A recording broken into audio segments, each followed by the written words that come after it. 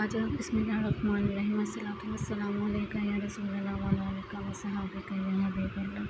आज हम कुरान पाक के पहले पारे के बारे में बात करेंगे। इसके खुलासे के बारे में बयान फरमाएंगे कि अल्लाह ताला ने पहले पारे में किन किन चीज़ों का जिक्र किया गया है, ताकि हम इसको डिटेल में पढ़ सकें, जान सकें कि कुरान पाक के पहले पारे में अल्लाह ताला ने किन चीज़ों का जिक्र फरमाया है। सबसे पहले जो है अल्लाह ताला ने इस सूरत में सूरत अल-फातिहा का इस पारे का आगाज़ जो है वो सूरत अल-फातिहा से होता है। सूरत अल-फातिहा को उम्मुल किताब भी कहा जाता है और तमाम अमराज से शफा का ज़रिया भी है। इस सूरत में तमाम अमराज से शफा रखी गई है। इसका आगाज़ बिस्मिल्लाह की तिलावत के ज़रिए करते हैं और बिस्मिल्लाह की तिलावत के ज़रिए इस बात का इजहार किया जाता है कि हम अपना हर काम अल्लाह के बाबरकत नाम से करते हैं, जो नहायत मेहरबान और बहुत रहम फरमाने वाला है। बिस्मिल्लाह के बाद सूरत अल-फातिहा में अल्लाह ताला की हम्द व सना का ज़िक्र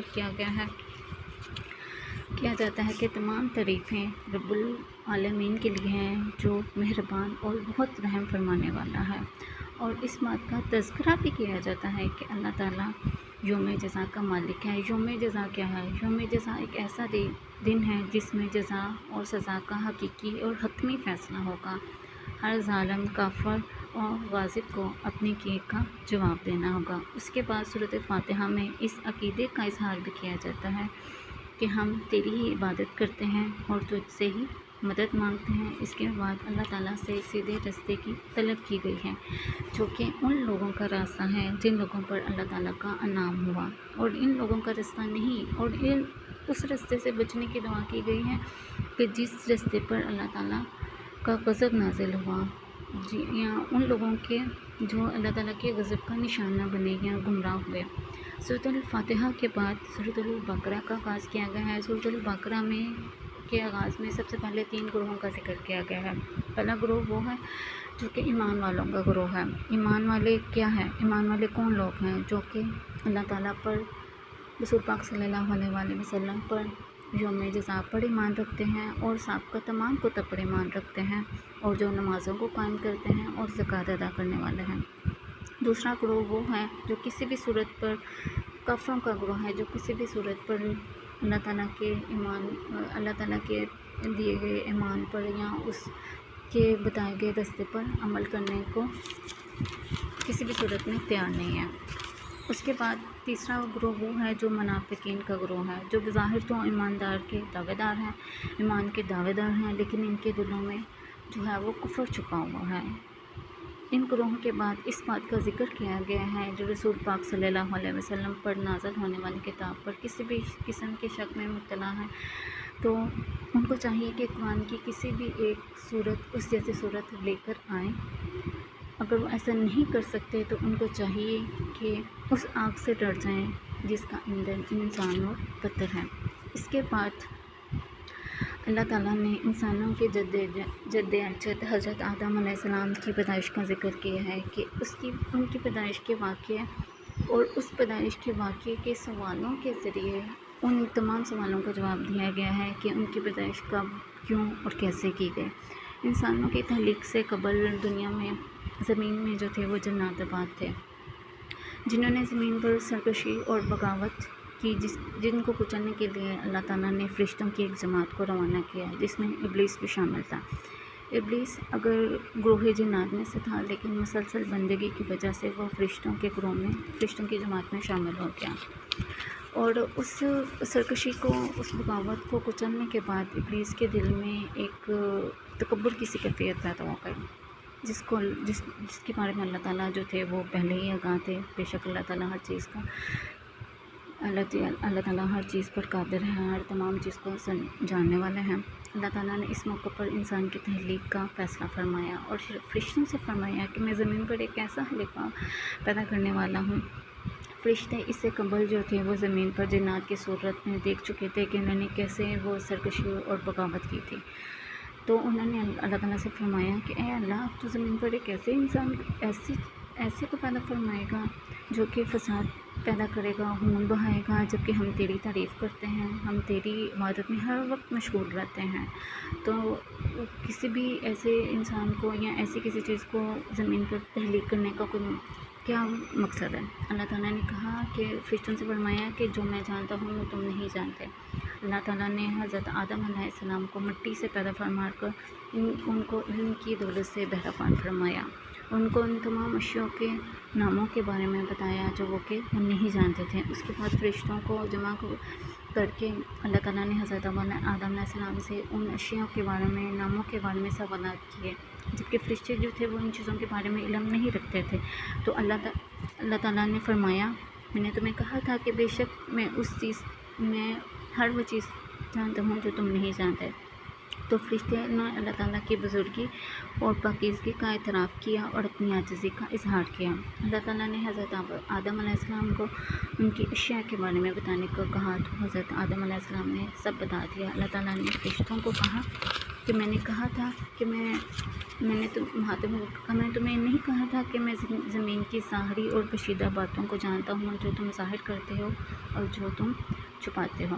جب آدم علیہ السلام کی فضیلت ظاہر ہو گئی تو اللہ تعالیٰ نے فرشتوں سے کہا کہ آدم علیہ السلام کے سامنے جھک جائیں۔ تو فرشتوں میں چونکہ سرکشی پیدا نہیں ہوتی، اس لیے تمام فرشتے آدم علیہ السلام کے سامنے جھک گئے سوائے ابلیس کے۔ اس نے آدم علیہ السلام کی فضیلت کو ماننے سے انکار کر دیا۔ اس تکبر کی وجہ سے اللہ تعالیٰ نے اس کو ذلیل و خوار کر کے اپنی رحمت سے دور فرما دیا اور آدم علیہ السلام اور ان کے اہلیہ کو جنت میں آباد فرمایا۔ ابلیس نے اس کے بعد اس بات کا جو تھا وہ اپنے دل میں عہد کیا کہ وہ رہتی دنیا تک آدم علیہ السلام اور تمام انسانوں کو راہ خدا میں بھٹکنے کے لیے سرگرم رہے گا۔ جب اللہ تعالیٰ نے حضرت آدم علیہ السلام کو جنت میں آباد فرمایا تو ان کو ہر چیز کھانے پینے کی اجازت دے دی، مگر ایک مخصوص درخت تھا جس کا پھل کھانے سے ان کو منع فرمایا۔ ابلیس چونکہ آتش انتقام میں جل رہا تھا، اس لیے آدم علیہ السلام اور جناب حوا کے دل میں وسوسے پیدا کیے کہ ہم وہ پھل کھا لیں، اور آدم علیہ السلام اور حوا کے دل میں یہ وسوسہ پیدا ہو گیا کہ وہ شجر ممنوع اگر ہم لوگ وہ کھا لیتے ہیں تو کیا ہمیں ہمیشہ کے لیے زندگی وہ جو تھی وہ حاصل ہو جائے گی۔ تو یہ وسوسہ جب ان کے دل میں آیا تو انہوں نے وہ پھل جو تھا وہ کھا لیا، حوا نے وہ اور آدم علیہ السلام نے وہ پھل کھا لیا۔ اس کی وجہ کیا ہے کہ ان کے دل میں شیطان نے جو تھا وہ وسوسے پیدا کیے، شیطان نے ان کو بہکایا۔ اس کے بعد اللہ تعالیٰ نے ان سے اپنی فقر کا اظہار کیا، ان کو جنت اور لباس جنت اور جنت کے تمام لوازمات سے جو تھا وہ ان سے چھین لیا اور ان کو زمین پر اتار دیا۔ جب حضرت آدم علیہ السلام اور حوا کو اپنی غلطی کا احساس ہوا، اس بارے میں انہوں نے غور کیا تو وہ اپنی غلطی پر بہت نادم ہوئے اور اللہ کے حضور دعا کی، بارگاہ میں جا کر اللہ تعالیٰ کے حضور دعا کی کہ اللہ ہم نے اپنی جانوں پر ظلم کیا، اگر تم نے ہمیں معاف نہ کیا تو بے شک ہم خسارہ پانے والوں میں سے ہو جائیں گے۔ آدم علیہ السلام اور حوا اور اللہ کی بارگاہ میں جب فریاد کرتے ہیں تو اللہ تعالیٰ ان کی فریاد کو، ان کی معافی کو قبول فرما کر ان کو معاف فرماتے ہیں، اور ساتھ ہی اس بات کا اعلان فرماتے ہیں کہ جاؤ زمین پر اور میری طرف سے میں تمہیں اپنی طرف سے ہدایت بھیجوں گا، اور جو میری ہدایت کی پیروی کرے گا اس کے لیے نہ تو کوئی غم ہوگا اور نہ کوئی خوف ہوگا۔